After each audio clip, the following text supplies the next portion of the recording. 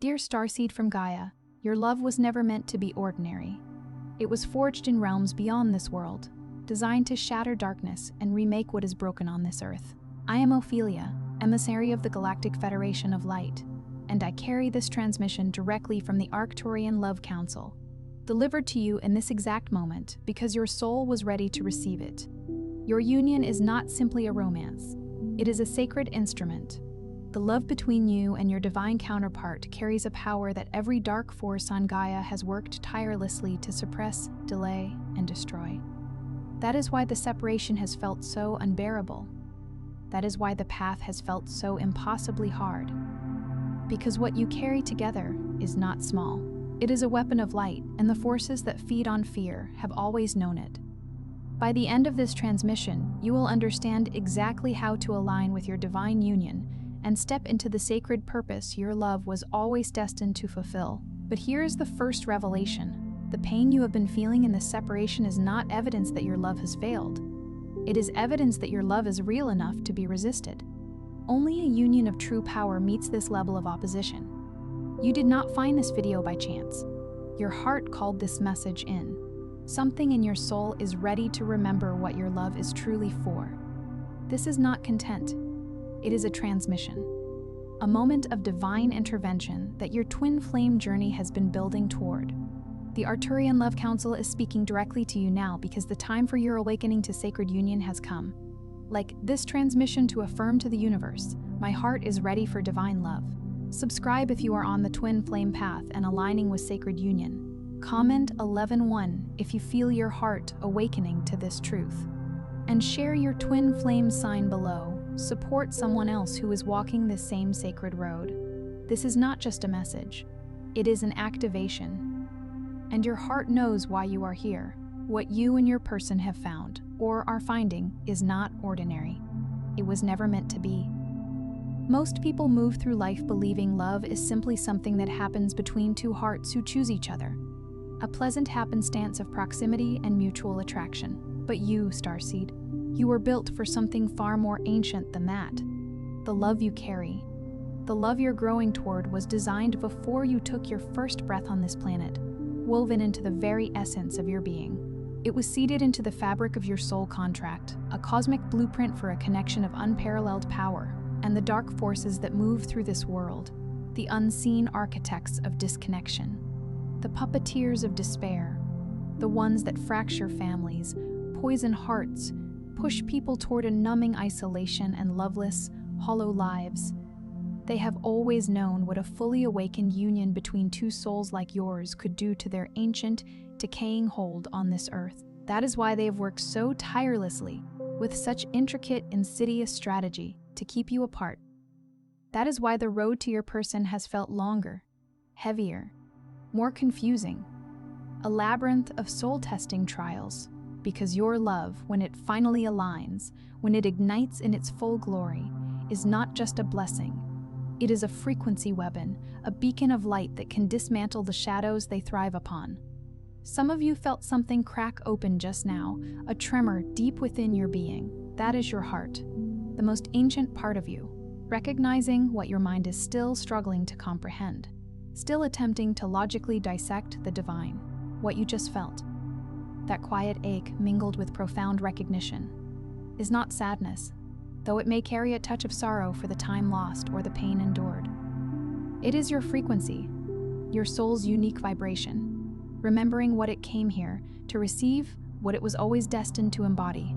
If this transmission stirred something within you that you cannot quite name, a resonant hum you felt before but never understood, the divine love frequency code was written for this exact moment in your journey. It is a sacred key, containing 5 potent Arcturian transmissions meticulously designed to dissolve the deep-seated wounds that block your divine counterpart and activate the luminous signal that draws them irresistibly closer. The link to this profound tool is in the first pinned comment, but know that it will only remain accessible for a short, sacred time. Now, let us go deeper into the heart of this divine mystery, because before you can truly wield the immense power your union was built to unleash, you must first understand why it has been so incredibly hard to reach. The struggle was not random, not a capricious twist of fate. The detours were not punishment for perceived shortcomings. They were, in fact, the deliberate construction of your weapon. Every time you were broken open by a love that was never truly yours to keep, a love that served its purpose but was not your soul's ultimate destination, something precious was being refined within you, like a blacksmith tempering steel in the fire. Every time you chose yourself fiercely after experiencing the gut-wrenching pain of abandonment, every time you dragged yourself back from the precipice of spiritual despair, resolutely deciding to keep believing in the possibility of something profoundly real and sacred, you were being forged in the crucible of your soul's evolution. The darkness did not break you. It sharpened you, honing your edges, strengthening your resolve, and revealing your innate resilience. And now you are standing at the precipice, the most important threshold of your love life. And you need to understand what has been standing, like an unseen guardian or a formidable barrier, between you and the divine union that was written into the very stars for you. The first truth is this, and it is a truth that many awakened souls have been carrying so deeply, so anciently, that they can no longer remember when this wound first took root. It is the worthiness wound, and it runs not just deep, but soul deep. It is not a surface-level insecurity that affirmations can easily touch and dissolve. This is a foundational belief, a deeply encoded program running in the background of your existence. It has been etched into your being through lifetimes of heartbreak, betrayal, abandonment, and karmic contracts that ran their necessary, yet often painful course. This wound whispers the insidious lie that love of the highest frequency, the soul-nourishing, crystalline love you deeply crave, is simply not available for you. It tells you that others may find it, that you have perhaps witnessed it from afar, longed for it with every fiber of your being, prayed for it in hushed, desperate tones, but that somehow, in some inexplicable way you cannot articulate, you are the exception. You are the one love forgot, the soul left behind by the grand procession of divine connection. This is the first key, and it must be turned with intention and compassion before anything else can truly begin to move. You simply cannot receive what you do not fundamentally believe you deserve, and your divine counterpart, your soul's mirror and match, cannot fully arrive in an energetic space that is still braced for impact, still anticipating rejection, still holding the posture of defense. The body, that ancient vessel of wisdom, remembers abandonment even when the mind has logically moved on and declared itself healed. The nervous system holds the subtle yet powerful posture of someone perpetually waiting to be left, even while the soul is yearning with every celestial fiber of its being for someone truly real to arrive. So the first unlocking is not about the external search for your person. It is about becoming energetically and vibrationally available to them. It is about sitting with that part of you that still flinches, that recoils, when love draws near, not with judgment or shame, but with gentle recognition. That flinch is not a character flaw. It is a deeply ingrained survival response that once protected you from further harm and now must be acknowledged, thanked for its service, and then lovingly released. Because the profound, soul-deep love that is coming for you will not, cannot, fit through a half-open door, a door bolted by the fear of being hurt again. When this first key turns, something extraordinary begins to happen. You stop obsessively auditing every potential connection for the ways it might inevitably hurt you, for the familiar patterns of pain. Instead, you begin to recognize the unique soul signature of what is actually yours, what resonates with your authentic frequency. You stop pushing away what is real and beautiful because it initially frightens you with its intensity and novelty. Instead, you start drawing toward you the exact energetic signature that your soul has been broadcasting since before you were born. A silent, luminous call across the cosmos. The second truth is about the sacred mirror your divine counterpart holds for you. This is a truth the analytical mind often resists because it requires a profound kind of spiritual humility. A willingness to see oneself with unflinching honesty, which does not come easily to those who have been deeply wounded. Your person is not being sent to complete you, to fill an emptiness you possess. Rather, they are being sent to reflect back to you the magnificent wholeness that you have already been painstakingly building, often without even consciously recognizing it. Every time you chose growth over the comfort of staying stagnant, every time you embarked on the arduous journey of healing something that others declared unhealable, every time you muster the courage to love yourself a little more, a little kinder than you did the day before, you are making yourself profoundly recognizable to them on a soul level, not by changing who you are at your core, but by becoming more fully, more vibrantly, more unapologetically who you already were. The reason so many divine unions face significant delays is that one or both counterparts is still unconsciously seeking someone to fill the cavernous empty space within, rather than someone to stand in the fullness of their own being alongside them as equals. The universe, in its infinite wisdom, will not send your destined person to become your emotional rescue, your lifeline out of despair. It will send them when you've completed enough of your own profound inner work, when you have tended to your own garden so beautifully that their arrival feels like a divine confirmation of your journey, rather than a desperate salvation. This is the second key, and when it turns, the frantic energy of searching, the desperate neediness, begins to lift like a morning mist. The constant scanning of faces, the energetic antennae always out, the obsessive checking of timelines and synchronicities starts to quiet. Not because you stop wanting your person, you will always want them with the full, unwavering force of your soul, but because you stop needing them to arrive in order to feel whole, to feel complete. And paradoxically, it is precisely at this moment of self-possessed wholeness that they begin to move toward you in ways that are undeniable and exquisitely orchestrated by the cosmos. The third key is one that requires immense courage to look at directly, to confront with unvarnished truth, because it involves the energetic contracts you are still honoring, the energetic ties you are still bound by that were never meant to last this long, that have served their ultimate purpose. Karmic relationships carry a specific, potent kind of gravity. They are often heavy, overwhelmingly familiar, and they possess a deceptive way of feeling like home, like safety, even when they are actually holding you captive in a cycle that is slowly, insidiously, draining your precious light. Many of you have been in, or are still navigating, connections that were divinely designed to teach you something profound about your own recurring patterns, your own deepest fears and edges, your own vast capacity for love, and equally importantly, for self-betrayal. These relationships served an essential purpose. Some of them cracked open your heart and your awareness in ways that nothing else could have achieved. But they were always meant to be classrooms, not destinations.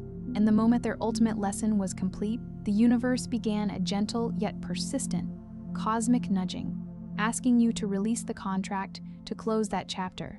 Some of you are still holding on, clinging to the familiar shores of what was, not because you do not feel the truth deep within your bones. You feel it every day, in the quiet stillness of early morning, and the long introspective silence of the night. But releasing a karmic bond, even one that has run its course, can feel like experiencing a grief so enormous, so profound, that the physical body does not know where to put it, how to process it. The third key turns when you finally find the courage to honor what a connection gave you, to acknowledge its gifts and its lessons, without using that honor as a perpetual reason to stay beyond your soul's natural checkout time. This is not abandonment. This is the sacred act of completion.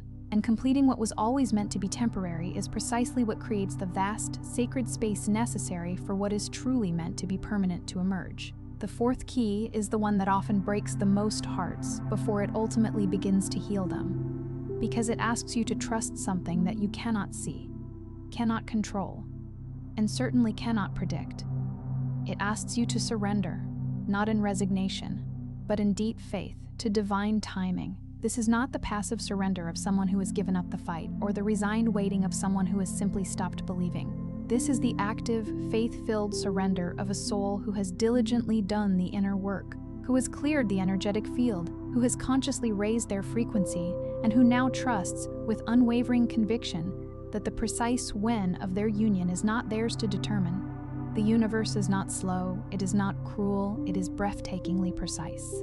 And when the timing feels off, it is almost always because the essential conditions are still being meticulously prepared, within you, within your counterpart, and within the intricate web of circumstances that must perfectly align so that when you finally come together, nothing, absolutely nothing, will be able to pull you apart again. When this key turns, the frantic, anxious energy that has likely permeated your experience begins to dissipate. The compulsive checking of signs, the obsessive tracking of timelines, the constant comparison of other people's seemingly faster journeys to your own begins to cease. You stop living in the desperate urgency of not yet, and begin to inhabit the profound peace of it is unfolding. That peace is not resignation. It is not complacency. That peace is one of the most powerful crystalline frequencies a soul in a physical body can hold, and it is a clear signal to the universe and to your counterpart on the soul level, who feels it as a beacon, that you are truly ready. The fifth key is the one that transforms everything from the inside out. It is the key of magnetic embodiment. It is the conscious act of becoming the very frequency of the love you are calling into your life. This is where divine love ceases to be a far-off destination and begins to be your fundamental state of being. Because the universe does not ultimately respond to what you merely want.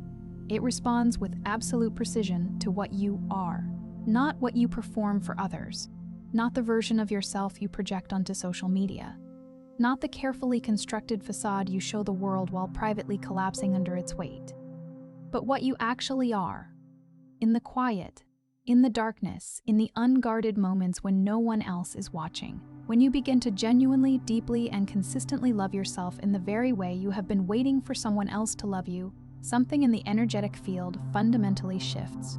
The signal you broadcast to the cosmos changes. The people, the energies, the situations that were drawn to your wound, to your perceived lack, are no longer magnetized to you. And the ones who are aligned with your burgeoning wholeness, your radiant self-love, begin to find their way to you in ways that feel almost impossible to rationally explain. Synchronicities increase exponentially. Doors that were once locked begin to swing open with surprising ease, and your divine counterpart, wherever they may be on their own unique journey, begins to feel an undeniable pull, a magnetic draw they cannot rationalize or explain, because soul recognition does not require intellectual explanation. It only requires the deep, resonant hum of energetic resonance. The sixth key is perhaps the hardest one to hold with grace and wisdom during the very times it is most needed. It is the profound wisdom of the in-between. The sacred, often intense, education that lives within the distance that currently separates you and your person. Every starseed navigating a twin flame or soulmate cycle knows the visceral ache of separation. The particular and profound loneliness of feeling undeniably connected to someone at the deepest soul level while still experiencing a tangible physical gap. That gap is not emptiness. It is not evidence that you were mistaken about the connection, or wrong about your spiritual path, or foolish to believe in something so rare and profound. The separation is the universe meticulously creating the precise amount of space needed for both souls to complete the essential inner work that they simply cannot complete while in each other's immediate, constant presence. Distance, in the context of a divine union, is not abandonment. Distance is preparation. When this key turns, you stop interpreting the in-between as a sign of failure or a cosmic mistake, and instead begin to receive it as profound, sacred instruction. The seventh key is the final one, the culmination of your journey. And it is a crucial truth to understand. It does not unlock from the outside. It never has. The door to your sacred union has always, and will always, open from within your own heart. Every wound you have bravely healed. Every karmic cord you have courageously released. Every moment you chose your own unfolding wholeness over the seductive comfort of staying small and safe. You have been turning this key, inch by painstaking inch. Some of you are so profoundly close to the complete rotation that the resonant click of it is almost audibly vibrating inside your chest. You've done so much more work than you are currently giving yourself credit for. You have traveled so much further on your soul's journey than your fear will allow you to consciously see. And the truth, the potent, life-altering truth, that the Arcturian Council has been transmitting with unwavering clarity to the hearts of awakened souls in this exact pivotal moment in Earth's history, is that the reunion you have been longing for with every fiber of your being is not being withheld from you. It is, in fact, approaching directly from the direction of your own completed healing.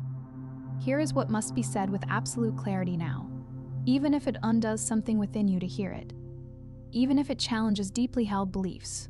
Your love, yours and your person's together, is not merely a personal story, a private romance. It is a potent, world-altering force. When two souls who have each undertaken this profound depth of inner work, who have weathered their storms and integrated their shadows, come together in genuine sacred union, the love they generate does not stay contained between them, like a fragile bubble. It radiates outwards. It shifts the energetic field around them, transforming the atmosphere. It activates something dormant and sacred in every person they encounter, consciously or unconsciously.